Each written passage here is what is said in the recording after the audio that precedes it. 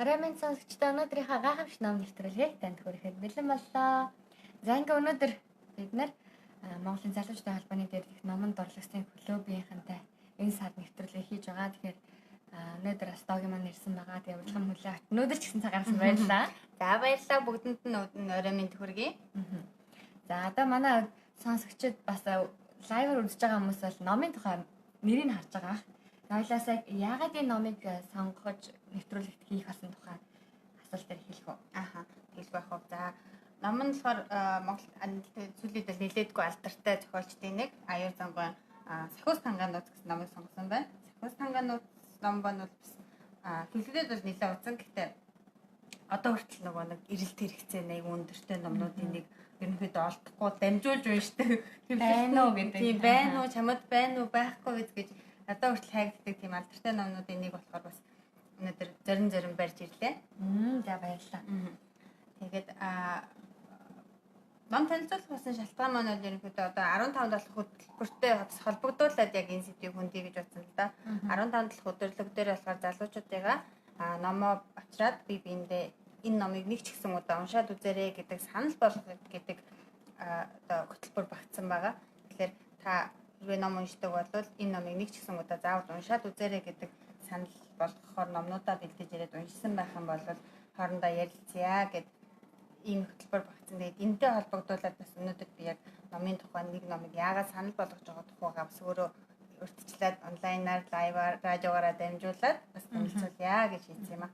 Тэгээ ер нь нэг зүгээр хүний анх хэлж өгч байгаа юмыг бол тайлбарлаж өгч байгаа нэг ийм л юм байна гэд өнгөрөх боломжтой бол өөрөө нэг багч гэсэн уншсан мэдээлэлтэй болсон хань нэрэд хийж гээд хүлээж авч байгаа юм ч гэсэн арай өөр бодох одоо гүн ч гэсэн арай гүнзгий байх гэж бодож байна. Тэгээ нөгөө нэг номын нэр хэлээл зураг үзүүлээд явж байгаа юм. Энэ гоё ном шүү уншаарай гэж хэлчихээр нэрэл тэгэл гоё юм байх гэдэг ингээд чихний хажуугаар өнгөрч бас болдог. Тэгэхээр ингээд номын зохиолчийн танилцуулаад үйл явдлын тухай яриад би өөрөө гаргасан дүгнэлтээ ингээд тайлбарлаад анализаа ингээд хийгээд бас тэр тухай ингээд тэрийг сонссны дараа ном уншихаар бас илүү хамтшхан яагаад ийм байсан бол гэж тэр номонд уншихаас өмнө номонд дурлах бас нэг боломжийг өгдөг юм шиг санагддаг.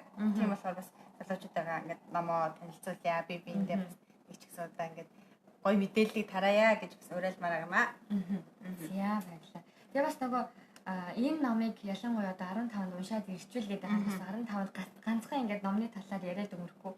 Open mic бас гоё хөтөлбөр байгаад байгаа шүү дээ. Тэгэхээр бас айгүй гоё. 15-ны хөтөлбөрт маань болохоор open mic буюу залуучууд өөрсдөө ерөөсөө номны тухай ярилцмаар байгаа юм. Заавал нэг ингээд номны тухай ч юм уу те би ер нь ингэж ном уншд юм уу би эсвэл яавал дээр вэ гэдэг өөртөө хэцүү байгаа тохиолдол ч юм уу те би нэг ном унших гэсэн чинь болж өгөхгүй байна. Эсвэл би номын сонголтоо нэг л хийж чадахгүй байна ч юм уу. Тулгамдж байгаа асуудал. Эсвэл бас нэг юм гоё happy одоо нөгөө нэг инээдтэй хөвгөлтэй те би ингээ ном уншиж явжаад ингэж явж байгаа унтцсан чи автосны бодлоо ингээ өнгөрөө явцсан гэдэг юм уу. Тиймэрхүү сонирхолтой яриануудаа бас өрнүүлэх боломжтой хөтөлбөр байгаа. Дээрээс нь дахиад манай Kids School гэдэг номын төвийн хамт олноос бас хүүхдийн уран зохиолын номнуудыг авчир танилцуулаад хүүхдүүдэд сэтгүүлийн хөгжөөнд тоглоом юмнуудыг бас давхар үзүүлэхээр болсон.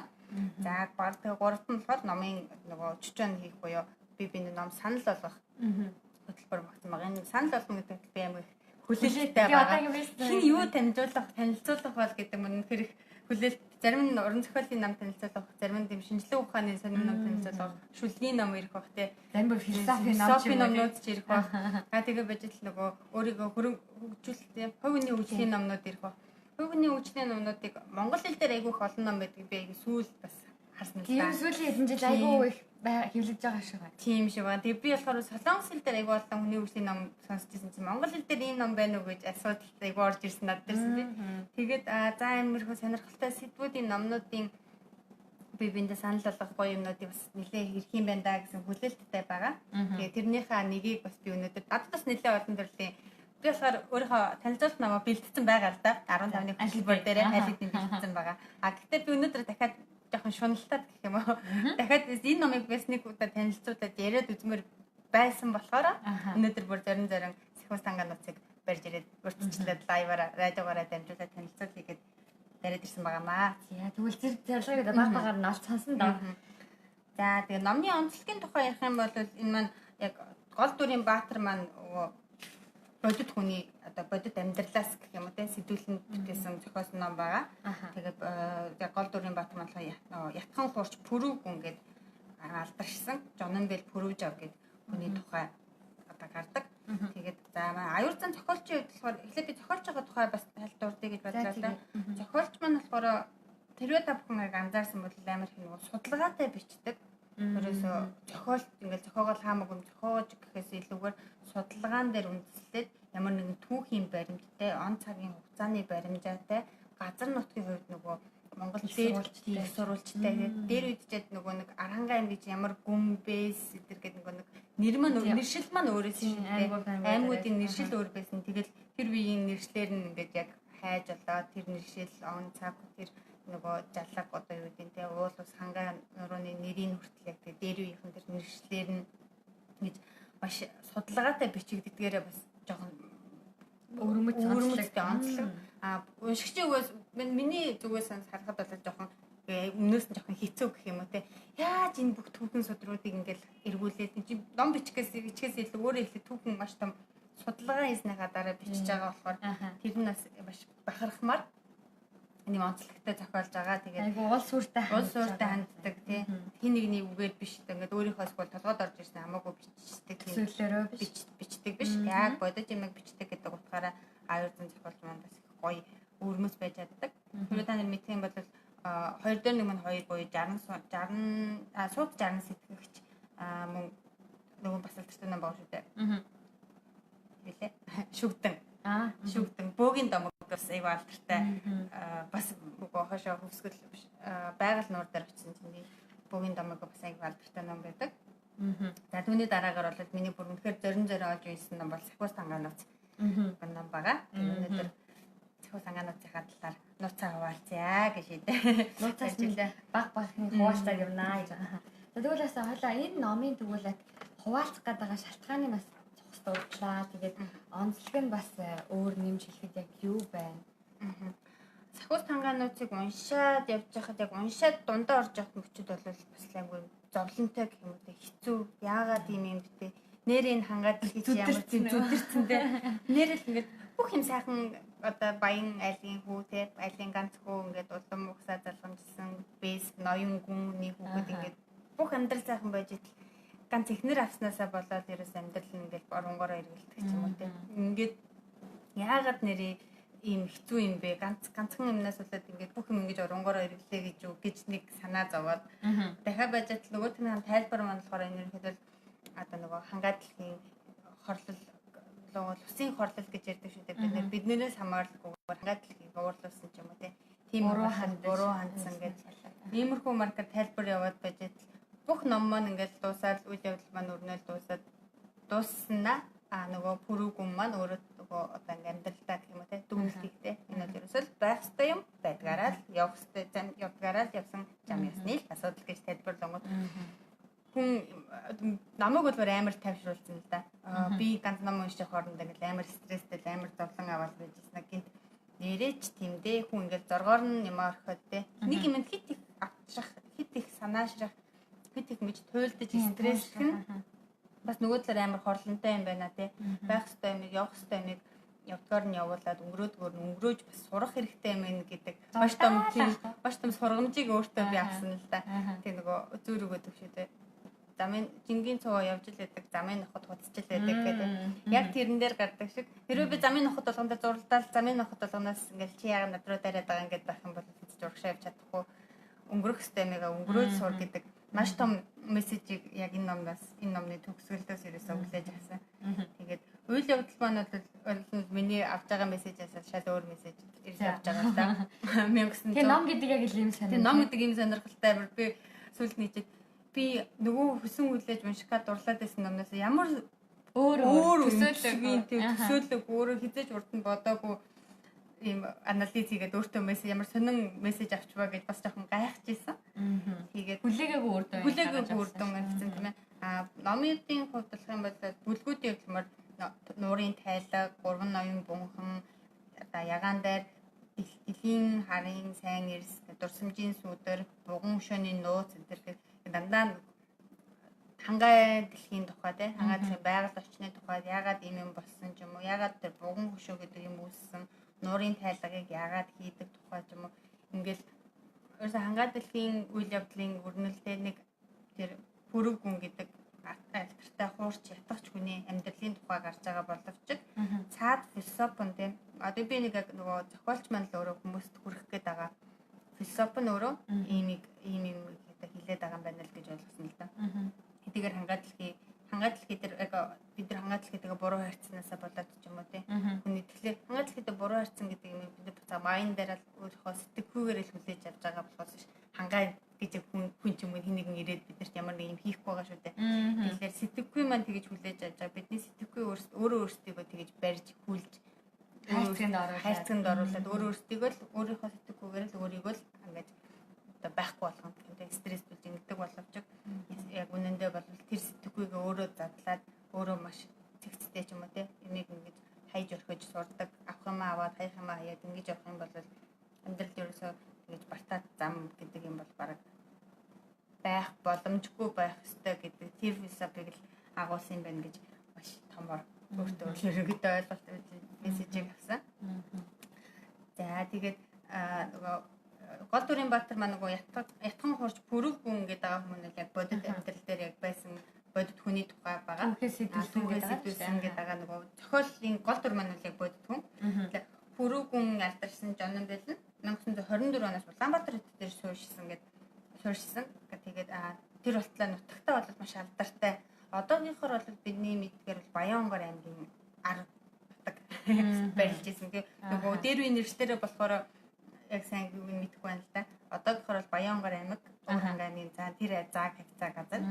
Тэгээд маш нөгөө бичгийн эрдэмт гарамгай юм хүн байсан. Тэгээд дээрээс нь дахиад тэр хуурыг маш сайн бүр ингээд одоо маш гайхамшигтай тоглож энд урилгаар хуур тоглоод гэдэг урилгыг авч явж тоглолдог юм алдартай хуурч хүн байсан байна л да. Уран бүтээлч хүн байсан. Тэгээд нөгөө сайн дурын уран сайханч гэдэг шиг тийм ээ уран сайханч юм дээ. Уул нь бас алдартай бичгийн дархан хүний хүүхэд ирнэ. Бичгийн эрдэнэ маш одоо гарамгай дээрээс нь хуур хөгжмөр маш сайн эзэмшсэн хүн байсан юм байна л да. Тэгээд бичгийн эрдэмт гарамгай болсон 1924 онд нөгөө ардын засаг төрмөн солигдоод богд хаан төрмөн солигдоод тэгсний дараанаас одоо Улаанбаатар хотод ирж сууршаад бичгийн хүрээлэнд нөгөө бичгийн орчуулга гэдэг юм хүн болсон юм байна л да. 1930 оноос эхлээд улсын төв чадвар дуу хөгжмийн багш болоод одоо яг нөгөө гол дүрийн хүн маань бодит амьдрал дээр бол анх удаа ятг хөгжмийг гардан хийсэн гэж урлагийн түүхний тэмдэглэгдсэн түүхтэй юм хүн бол бодит амьдрал дээр байсан. Тэгэхээр энэ хүний амьдрал ахгүй бага нас юм хэдэ яаж өнгөрсөн тухай өрнө өгүүлдэг. Багтаа бол маш нөгөө аав нь дархан хүн байсан. Дээрээс нь өөрөө бол бичгийн эрдэнэ гарамгай тэгсээр нэ ятг хөгжмөнд бүр үнэн сэтгэлээсээ дуртай хүн байсан гэдгээр алдаршсан байт юм байлаа. Тэгээд ятгыг бол ерөөсөө яг мэрэгжлийн тоглолдог. Тэгээд энэ маань яг баг зэрэг нөгөө одоо уран зохиолын хэтрүүлэг гэх юм уу тийм. Ятгыг хөгжмөд хинээр зарласан гэдэг нэг алдартай үнээр зарласан. Одоо тэр багшийнхаа нэрийг хэлсэн чинь наад чинь бол хүн биш буг чөтгөр байсан байдаг. Тэг яагаад буг чөтгөр гэж тайлбарлана. Хэрвээ буг чөтгөр л байж ятгыг ингэж гайхамшигтай зааж чадна. Энэ хэмжээний зааж чадна гэвэл наад чинь буг чөтгөр л байж заасан байд гэдэг ч юм уу. Уран зохиолын хэллэгээр үнэхээр автууштай байхаар гоё бичсэн ерөөсөө. Би бол номыг их удаан уншдаг хүн л дээ. Манай зарим найзууд одоо чи бичүү гэсэг тайлгдсан юм уу тэгээд жоохон шоолтой. Яас удаан уншдаг чи нөгөө зээсэн юм уу дуусаагүй юу гэдэг дандаа шоолтой. Тэгээд Сахиус тангаануудыг би яг 2 өдрийн дотор барайл дуусгасан. Тэгээ ерөөсөө маш гайхамшигт ерөөсөө салж чадахгүй сараагаа дуусгасан нас айгу гоё байсан. Тэгээс одоо тэр хангай дэлхийн тухайд өгүүлж байгаа одоо нуур цөөрөм гол бүрэн уул ус одоо Монгол гэдэг утгаараа тий. Энд буухан маш амархан шууд төсөөлөгдөөл тэр хаданд нэг тийм за манай Монголд нэг тийм хаттай нэг уул тэгээд тэр оройн модны оройд нэг тийм байдаг даа гэх юм шууд нүдэн бууж ирдэг нь маш гайхамшигтай. Тэгээд дараа нөгөө пүргүн маань яган дээр гэд маш хүчиглэндээ ихнэр аваад ихнэрээ Увс аймаг одоо болохоор Увс аймагаас очиж бэр маш алдартай хүүхнийг бэр гуйж авчираад одоо тухайн үед бол бэр гуйнахээс илүүгээр нөгөө богтолж авчирна гэдэг. Богтолж авчираад ерөөсөө хатан ихнэр болгоцсон. Тэгээд нөгөө үнэхээр одоогийнхоор тасарсан хөргөн мис хүүхэнтэй суусан гэмээр тийм алдартай нутаг усандаа бүр яригддаг тийм алдартай хүүхнийг эхнэр болгож авчирсан боловч тэр бас амар хит их юм гоо сайхан нэг дагуул дагаад бас хит их эрсдэл явдаг гэдгийг гэсэн тийм мессежтэй байсан. Эхнэрээсээ болоод ерөөсөө ингээд одоо гоё сайхан яваагүй. Эхнэр нь бас хитрхи гоё сайхан байсан боловч ингээд нөхөртөө тийм бас амар халгаатай байлаа. Энэ бол бараг байгалийн хууль гэдэг гоо сайхан гэдэг юм бол хитрхи их гоо сайхан гэдэг бол бас араасаа хитрхи их эрсдлийг дагуулж явдаг байт юм аа гэдэг. Иймэрхүү байдлаар хангаад дэлхийн эхнэрийнхэн тухай бас гоё өгүүлэмжтэйгээр дурдсан. Яг бодит амьдрал дээр тийм биш байж болох ч гэсэн тий. Уран зохиол хэллэгээр бол маш ингээд автууштайгаар гоё дурсаж өгсөн байт юм байлаа. За тэгээ бүрүүгүн маань болохоор богдын үеийн ингээд тэгэхээр нөгөө одоо та бүхэн мэдээж нөгөө богдын музей гэж 2 давхар ингээд хөшөө биш нөгөө байшин гэр гэдэг чинь богдын одоо богдхааны музей тийм үсгээд одоо л богдын музей гэдэг дээр үедэс чинь богдын хааны өргөө шүү дээ. Хааны өргөөнд очиж үзчихээ бүрүүгүн маш гайхалтай санагдаад нөгөө ягаан дээр гээд нөгөө хатандаа зориулж би богдын музей одоо хааны өргөөнд шиг тийм 2 давхар өргөө барина гэдэг нутагтаа ирж өргөө барьж байсан 2 жил ганцхан хатанд зориулж өргөө бариад харамсалтай нь хатан өргөөндөө орсон боловч нөгөө маш залуугаараа хатан одоо ягаан дээр хатан бурхны оронд очиж тийм л харамсалтайгаар тэгээ бурхны оронд очисон чинь нөгөө бүрүүгүн маань одоо амар ятганд одоо хит автсан. Тэгээд хатнаа явуулах гэсэн чинь нөгөө сүүлчийн занд нь явуулж өгч чадахгүй.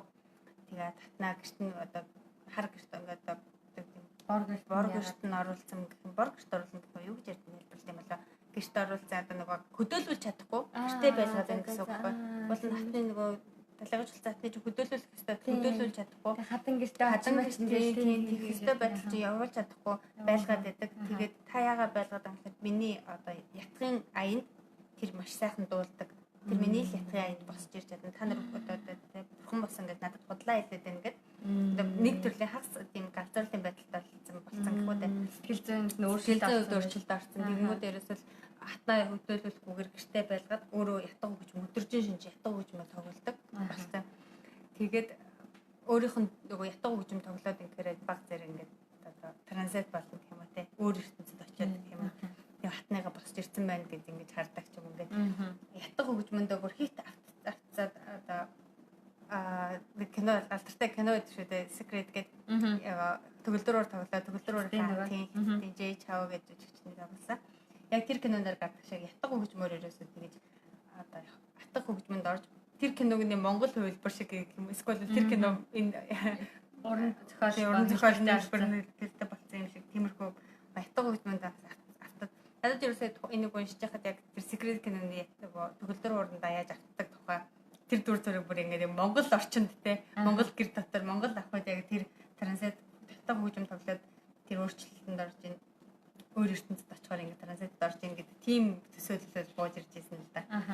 Тэгээд харамсалтайгаар эхнэр нь яг одоо ягаан дээр хатан бас урсан өнгөрцөн харихны оронд явуулсныхаа дараа нөгөө бүрүүгүн маань одоо ухаан орно гэх юм уу сэхээ ороод нөгөө хэдэн шинэ ятга өгч тасралтгүй тогсон нэг өдөр хоорж ангид бодит амьдралаасаа би салах ингээд энэ стресс юмнуудыг би өөрөө ганцаараа авч яваад байгаа юм байна. Энэсээ би хандвал ерөөсөө орхиж сурах хэрэгтэй юм байна. Энэ одоо явуулах хэрэгтэй юм байна. Гэтэ би яагаад ийм одоо нөхцөл байдалд орчих вэ гэдэг өнгөрсөн амьдралаа эргэж харангууд ерөөсөө бүх юм өөрөөс нь л болсон тийм. Өөрөө л нэг юм одоо ягаан дээр хатандаа болоо тийм маш хайртай байсан нь үнэн. Гэхдээ ятга хөгжмөндөө бас ятга хөгжим ягаан дээр хатан гэдэг хоёр юм бол ерөөсөө маш сайн хосолсон гэх юм үү те. Ятга хөгжимд болохоор эхнэр нь маш уян галгаар гоё дуулдаг. Тэгэхээр энэ хоёрын хасалмал нь үнэхээр тэр хүнийг төгс хосолсон болохоор тэр хүнд автахгүй байхын аргагүй болсон тийм одоо орчин бүрдсэн байж байгаа нэг зүйл нь байхгүй болчихгонгод ингээд те хүн өөрөөсөө бүр яач ч доголдоод нэг дугуй байх болсон гэж. Тийм байдлаасаа байж байгаа буцаад яг гараад өөртөө хийсэн дүгнэлтэндээ бүхэл юм яг эхний зурсан зургаараа л болдог юм болдгороо л явж байгаа юм байна. Би л өөрөө энэ бүхэнд ерөөсө буруу тань гэх юм тийм. Ийм нөхцөлийг үүсгэсэн хүн нь би юм байна. Ерөөсө хаях юмыг хаях хэрэгтэй мэн явах юмыг одоо явдгаар нь явуулах хэрэгтэй юм байна. гэж сурах хэрэгтэй юм байна гэдэг дүгнэлтийг одоо ерөөдөө сүүлд нь хийж байгаа юм л та. Тэгээд яг нөгөө нийгэм солигдоод 1924 оноос Улаанбаатар хот руу одоо томилогдсон гэх юм уу. Тухайд бол нөгөө Гүмбэс гэдэг ноён хүн байж байгаа шүү дээ. Тийм ноён хүн алдартай том ноён хүн байж байгаа. Одоо тухайд нь бол нөгөө ноёдуудыг ингээд одоо мөнгө төгрөг авдаг гэдэг юм уу тийм. Тиймэрхүү хэрэгээс болоод гэх юм уу тийм жоохон ингээд болиулж исэн үедээс нь бол бүрэг хүн болохоор нөгөө маш алдартай бичгийн одоо эрдэнэ мэрэгсэн хүмүүс болохоор хот руу татаад хотод одоо төв манж хэл орчуулгын бичгийн тийм хүн болгож авчирж исэн юм байлээ. За ерөнхийдөө бол үйл явдал маань нэг иймэрхүү байдалтайгаар өрнөн та бүхэн уншаад үзээрэй. Тийм бүгдийг би ярьчихаараа харагдаад явчихна. Бүгдийг би ярьчихаараас жоохон харамсалтай санагдаад байна. Нэг иймэрхүү ном юм байна гэж бас уншихгүй байж юу юм аа тийм. За ингэчтiin байна гэд бүгдийг гоё яриад өгчлээсэн жоохон италх баг та уншихгүй гэх юм уу тийм. За тиймэрхүү ном гэсэн ингээд хайчвал бас харамсалтай юм болов. Үйл явдлын маань ерөнхий юмнууд маань загварууд маань амтлуулахад тийм дуртахад иймэрхүү байна. Тэгээд та хамгийн гол нь миний бодлоор л да. Тийм ном одоо миний нүдэнд нөгөө нүдээр уншигдаж миний тархинд буусан зураглал өөр хүний тархиар одоо өөр хүний нүдээр харахаар бас маш өөр төсөөлөл өөр зураглал буухад бүрэн боломжтой тий. Дог яагаад ингэж бодсон юм болоо ерөөсөө ч юм байхгүй байх ингэж хүмүүс тэнийг яхаар ингэж хаддаг байна ч гэдэг юм тий. Эсвэл ийм мессеж гарч илээ гэдээ тархсан чинь над дээр ерөөсөө ингэж хэлсэнгүй би бол ингэж бодлоо гэдэг ч юм уу. Ингээд бидний хоорондох нөгөө тархины зураглал гэдэг юм маань маш сонирхолтой байдлаар өрнөх боломжтой байдаг болохоор та бүхэн ч гэсэндээ нэг удаа уншиж үзээ. Заавал яг өөрөө тийм тэгээд бас энэний дотлоор комент хийчихэд өгвөл бүр гоё юм те. Догийг ингэж бодсон шүү дээ. Чи яагаад ингэж бодвоо? Энийг нь яг чи юу гэж бодсон байж юм бэ? Энийг нь тэгээ юу гэж бодсон бэ? За чи тэгвэл ягаан дээр хатан яагаад тийм үцгэлэндээ байж одоо их үцгэлэн араас их эрсдэл дагуулдаг гэдэг чи үлийн зөвшөөрөх үуч гэдэг ч юм уу те. За эсвэл ийм нөгөө ятга хөгжмөн тогсон ингэж автдгийг чи ингэж автна гэдэг чинь байж болохгүй юу те. Ер нь байх боломжтой юу? Уран зохиолын хэллэгээр энийг ингээд өгшүүлнэ гэх юм те. Маш дэвэргэн бичсэн байж бас болно шүү дээ. Тэгэхээр бодит амьдрал дээр бол ийм явдал байж болох уу гэдэг ч юм уу. Ингээд бидний хооронд одоо яриа хийгээд ярилцлага хэлэлцүүлдэг гэх юм уу те. Намын дараах хэлэлцэн гэх юм уу.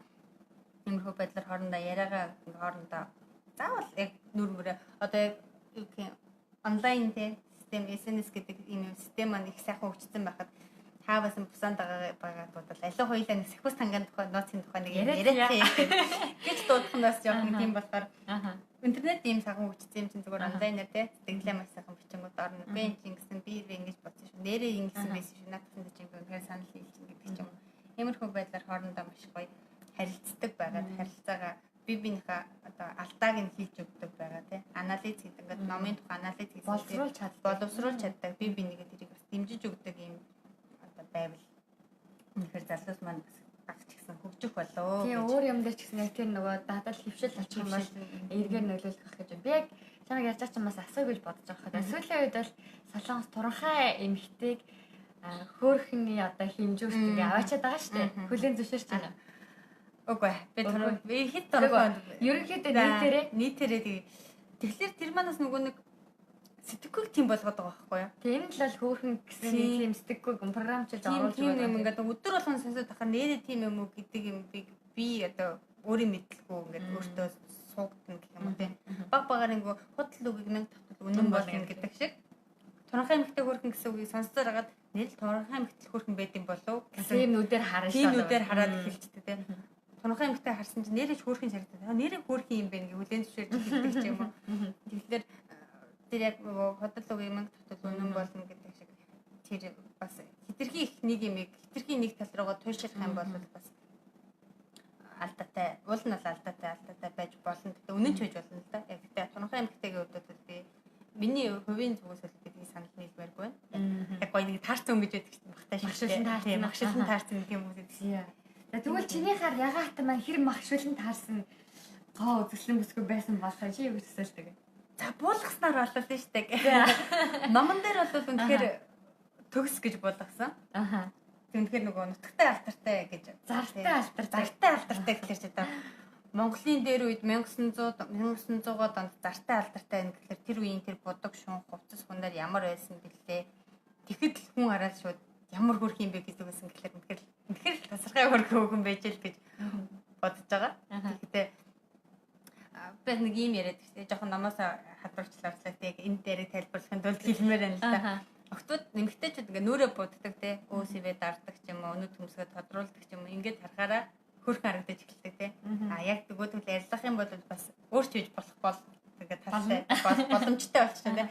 Тэгсэн чинь эрчүүд нүрээ будахгүй ирнэ. Эрэгтэй хүний хараад ямар царайлаг юм бэ гэж бодтол харагддаг эрэгтэй хүмүүс байдаг гэхэлэр эрчүүд эмэгтэйчүүдээс илүү царайлаг гэсэн дүгнэлтэй. Тийм байх боломжтой болчиход байгаа те. Эмэгтэйчүүд дөрөв бүгд 90% нь будчихад байна те. Будсан байж ингээд байж хад гудамжаар өнгөрсөн 5 хүний 3 эмэгтэй хөрхөн байна гэж харчлаа. Яг адилхан 5 эрэгтэй явжлаа. 2 нь хөрхөн байна гэж харагдчихлаа гэх. Гэтэл эмэгтэйчүүдийн нэг нь нүрийг бодлохгүй явбал хоёр нүдэнд харагдах болов. Юу асуух гэдэг асуулт гарсан чинь эрчүүд нь илүү хөрх юм байна гэхлээр бодоггүй тохиолдолд хөрхөн харагдана гэдэг маань үнэхээр хөрхөн байна л гэсэн. Тийм үнэхээр нүдэн тусгаар гооцглон байна. Байглаасаа исэн гооцглон байна гэдэг. Байглаасаа Монгол одоо сайн ягаан дээр их болов гэхээр байглаасаа исэн гооцглонтэй байж нэгдүгээр хоёрдугаар нөгөө хүний авьяас гэж юм байдаг шүү дээ.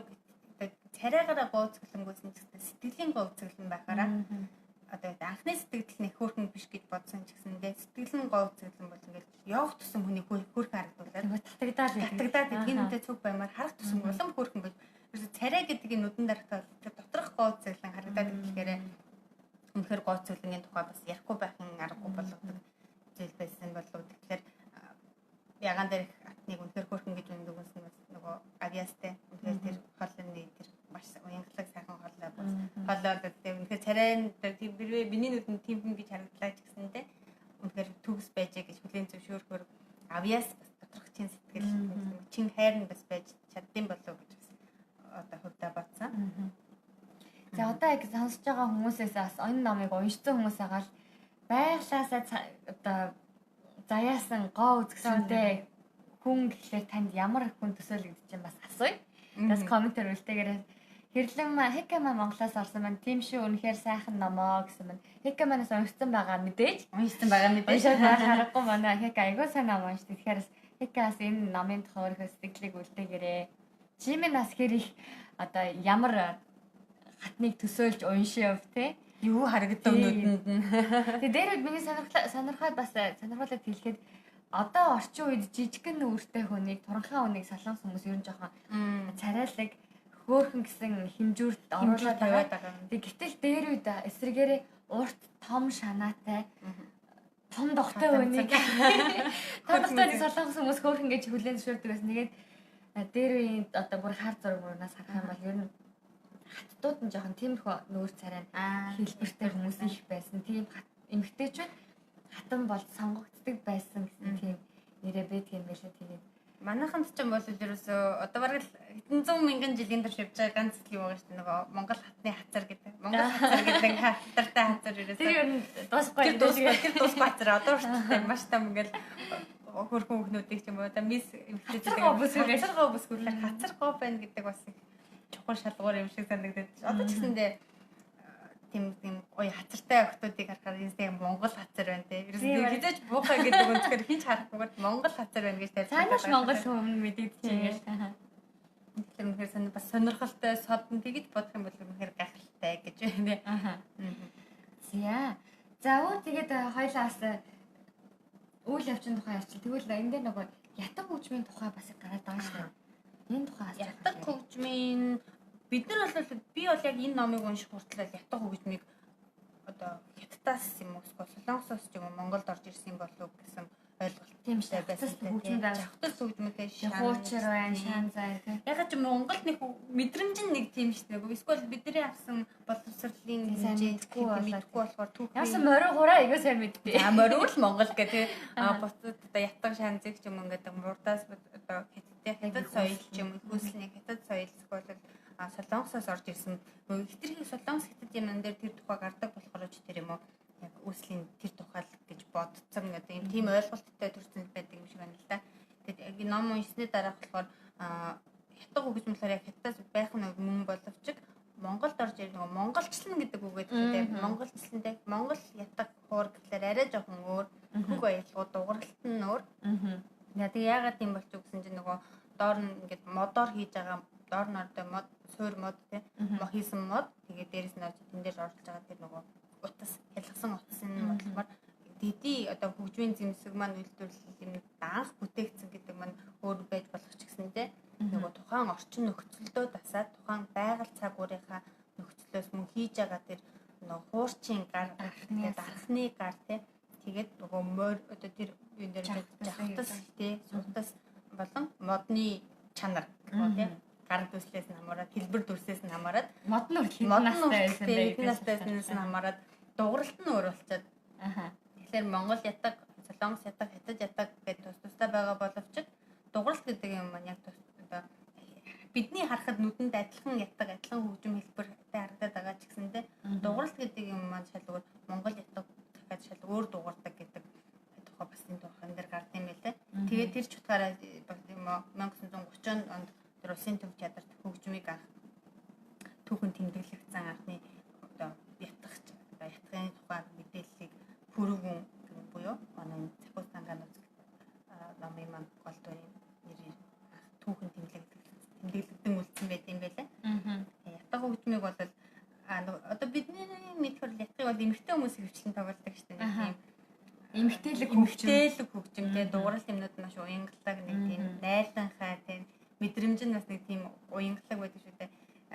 Пүрүгүн гэхээр эрэгтэй хүн ятаг хөгжмийг ингэж гаргуу цай эзэмшиж тоглоно гэдэг бол тухайд бол бас жоохон ховор тохиолдолээс нэг хоёрт нөгөө айхтар дархан тийм урам хүний ганц хүн байж эсэргээрээ тийм маш юм нарийн мэдрэмжтэйгээр одоо ятаг тоглоно гэдэг маань тухайд бол нэлээх эрсдлийг буюу алны хил амыг дагуулж исэн үйл явдал байсан гэдэг. Яахаа ер нь тэр үедээ л аав ээжийн тимийг өглөж аваад маш том тийм гүн ноён хүн байх хэрэгтэй байтал чинь ийм одоо дуу хуурын тий найр наадмын маягтай ятаг хөгжим бариад энд нь очиж одоо урилгаар ятаг хөгжим тоглодог ийм хүн ятагчдын цуглаан гэдэг одоогоор бол цуглаан гэх юм уу ятагчид ингээд чуулаан гэх юм уу тийм нутгийн нөгөө ийм алдартай ятаг тоглодог хүмүүс чуулж хоорондоо ном аялцсан гэдэг шиг ятаг хөгжмөр уралддаг тийм юмд ингээд нөгөө айхтар ноён бэс юм чинь нутгаяд айлын одоо бүтээлчийн замыг уран бүтээлчийн замыг өгөөд өөр газар очиад ингээд одоо тийм ятагчтайгаа нийлээд ингээд чуулга юм одоо тоглолт хийх юм иймэрхүү юмд явцсан байсан одоо хойд бол маш их хил амыг дагуулсан ийм ноёнтой байснаас баргалтай байхгүй байсан дээр ч гэдэг ч юм уу хил амыг дагуулж ирсэн. Гэхдээ хүн болгонд үүдийн өөрийн сонирхол те хэдий би ноён одоо тийм ард түмэн засаг авч яваач гэсэндээ сонирхол гэдэг юм бас байна гэдэг нь маш нэг талын давуу тал.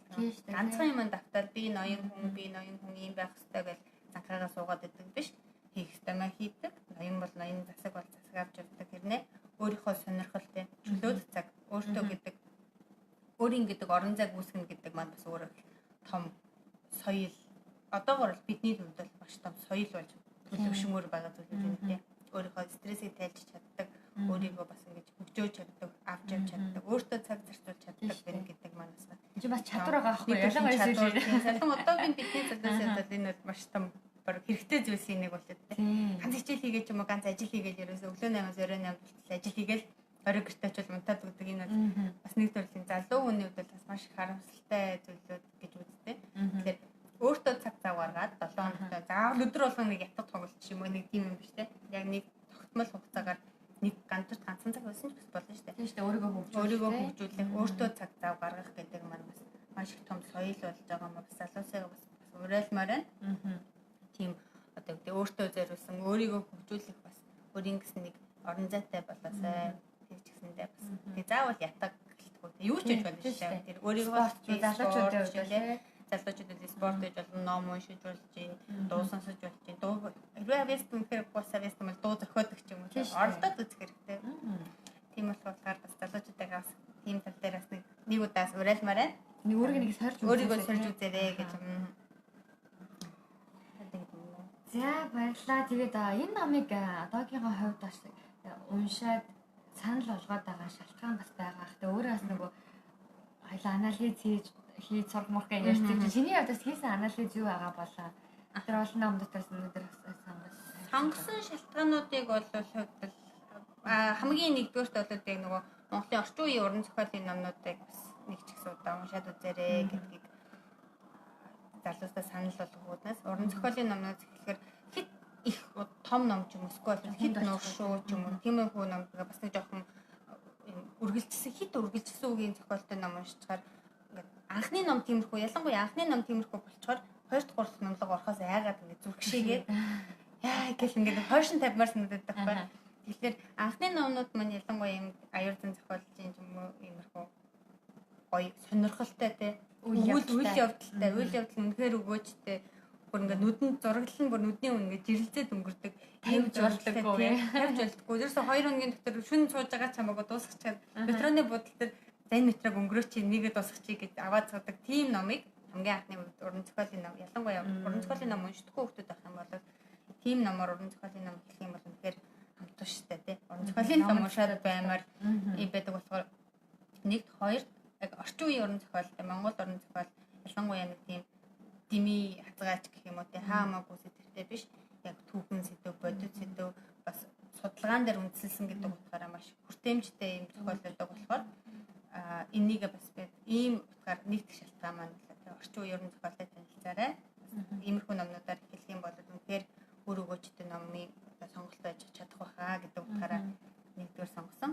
За хоёрдугаар гэх юм бол хэдий түүхэн ийм үйл явдлын тухай гарч байгаа өнгөрсөн 1900-аад оны үеийн тухай юм гарч байгаа ч гэсэндээ анализ хийгээд ингээд өөртөө номноос хүлээж авч байгаа мессеж нь бол яг л миний өнөөдрийн миний амьдрал дээр бууж ирэх тийм мессежийг та өөртөө хүлээж авах боломжтой гэж би өөртөө үзсэн.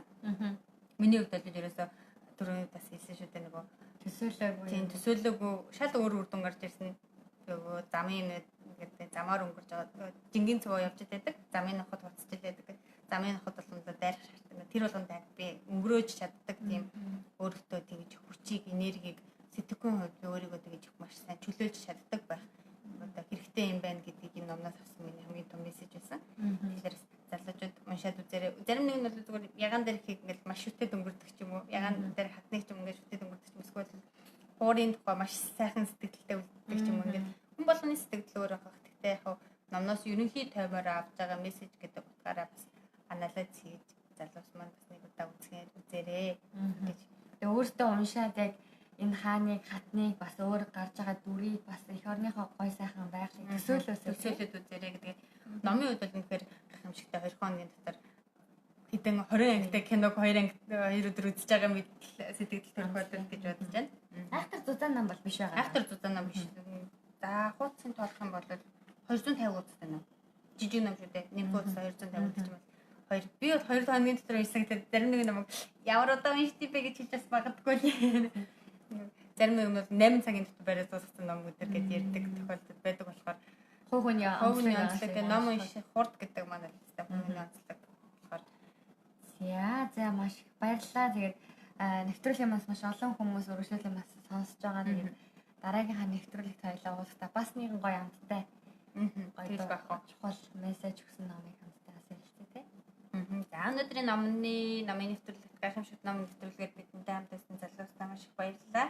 Тэгээд 15 долох номын уулзалтан дээр бас өөрөөсөө номыг бариад ирж ингээд залуустай бас санал болгоорой тий өөрийнхөө авсан мессежийг онцлог тий хөвөний тархины зураглалыг тухай ингээд хоорондоо нээлттэй ярилцсан гэдэг нь хүлээлттэй байна. Дараагийн нэвтрүүлгээр дахин уулзцгаая. Баяр таа.